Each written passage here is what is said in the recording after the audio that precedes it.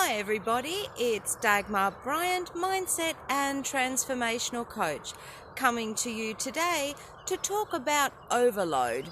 How many of you ever have felt that your mind just goes into total overload? I know I have. For us, it was especially overwhelming when Glenn and I were making the big move from Australia to the USA. There was so much to remember. And I even remember once saying to Glenn, don't ask me to remember anything else to do because there's just no capacity, there's no room left. Because we had to organize ourselves in such a way that everything had to work like clockwork. If one of the chunks fell out of the loop, then all the dominoes would come down. So it was an extremely stressful time. So how do you deal with overload? Well, if you are a person who loves to have lists, then I highly recommend lists. If you're a person who doesn't like lists, well, then maybe you can try something else, like, for example, mind mapping. Who here has heard about mind mapping? Now, mind mapping is a technique where you still put your ideas down on paper, but I like to think of it as a tree because you can put your ideas down on various parts, and then from there you've got all the branches that come off each idea, and from there you can get new creative ideas and new thoughts coming in. It's like allowing another part of the brain that's not the logical part, it's the creative part that allows us to work with our logical part, and the two actually work much better in sync together. So what are the benefits of being organized, of allowing yourself to get rid of some of these thoughts that are totally overwhelming you? Well, for a start, it gives you more peace of mind. It makes you feel more at ease. And you know what? You also feel like that you are making progress.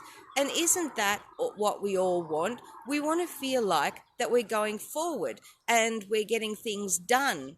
So getting stuff out of our brain so that we don't get overwhelmed is a very beneficial part of the organization process, of the business process, of just the getting done process. In terms of overwhelm, I would also say to you, sometimes we overthink things, and that's not necessarily a good thing. Like, for example, imagine that you're having trouble with a situation at work and you automatically think, oh, my boss doesn't like me, or I've done this and someone else has done that. And then we start escalating all the things that it could be. Now, when you start putting things down on paper, getting things out of your brain, it really helps you to focus, because most of the time, the things that go on up here don't necessarily happen in reality. It's all sorts of reasons why we might get that overwhelm from overthinking, because we might have fears that come into it, we might have doubts about ourselves, a lack of confidence, and so putting our thoughts down in a logical way is a great way of, again, stopping that overwhelm. And the benefits are that you feel more at peace.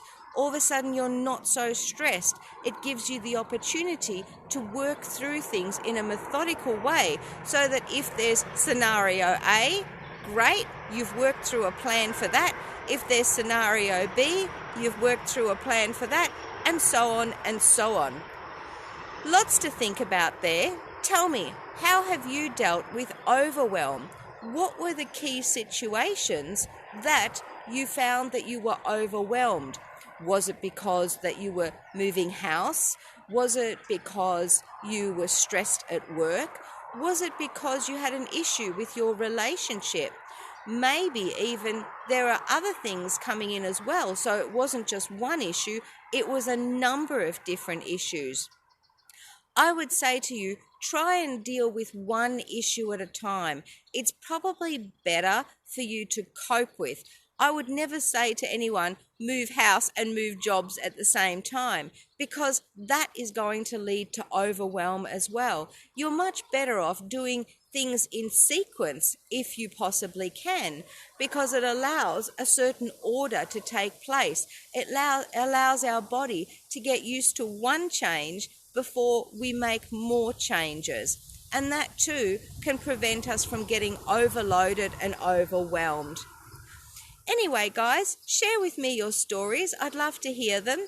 Thanks for listening, and share and like. I'd love to talk to you. Take care. Talk to you tomorrow.